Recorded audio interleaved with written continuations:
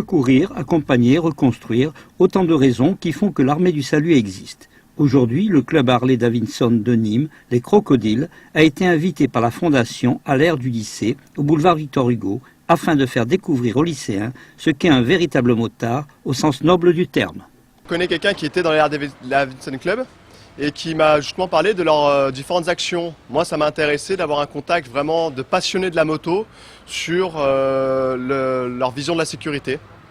Et je sais qu'ils sont très sérieux sur la sécurité. La Harley-Davidson, un mythe, un rêve, un état d'esprit, autant de valeurs saines et respectueuses que véhiculent ces mordus de la moto. On a voulu faire un contact avec les jeunes pour leur faire voir qu'il pouvait y avoir du plaisir, de la moto, du rêve, tout en ayant la sécurité.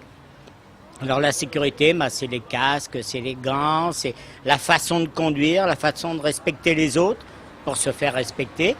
C'est pas à sens unique, c'est toujours dans les deux sens. Et ça, c'est un contact en débat qu'on a voulu faire aujourd'hui avec les lycéens pour leur montrer qu'il peut y avoir du plaisir en moto. C'est un rêve la moto. Et là, on leur a amené les Harley-Davidson parce que c'est le mythe américain.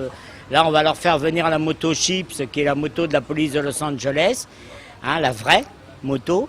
Et après, à partir de là, on va laisser aux jeunes la possibilité de s'exprimer. Conscients des risques encourus par les jeunes liés aux deux roues, d'anciens élèves se sont mobilisés pour réveiller les consciences, sachant que les accidents ne sont pas l'effet du hasard, mais bien provoqués par un manque de vigilance et de sérieux de la part de certains utilisateurs de Vespa ou autres motos.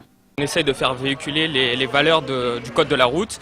D'ailleurs, on va installer dans l'aire multimédia, qui est une salle où on a 10 PC en réseau, des logiciels pour la conduite, tout ça pour s'entraîner. Les responsables espèrent que cette manifestation favorisera une prise de conscience et que les deux roues ne seront plus demain montrées du doigt.